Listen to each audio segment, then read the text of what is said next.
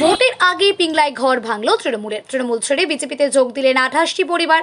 আপনাদের আবারও জানিয়ে রাখি, পিংলার তৃণমূল ছেড়ে বিজেপিতে যোগ দিল 28টি পরিবার।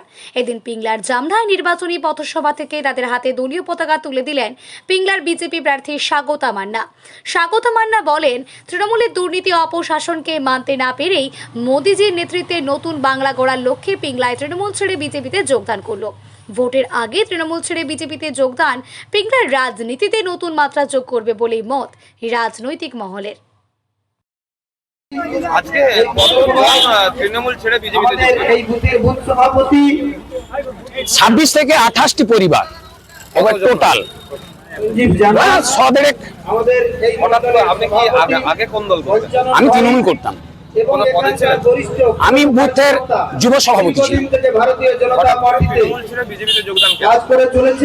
আমি দীর্ঘদিন প্রথমে তৃণমূল করতাম এবং দীর্ঘদিন ধরে আমি একের পর এক অন্যায় অত্যাচার সহ্য করতে পারি না।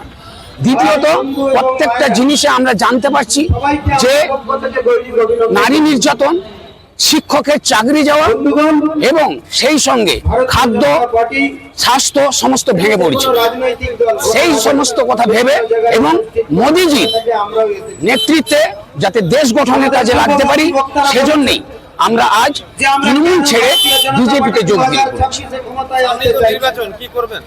আমরা বুথে চেষ্টা করব ঝাঁপিয়ে পড়ে সেই বুথ জেতানোর। আমরা বুথের কর্মী, তাই বুথ জেতানোর কাজে আমরা আজ থেকেই লেগে পড়ব। আমার নাম দীপক মাইতি, কুসুমদা 177 নম্বর কুসুমদা উত্তর বুথ।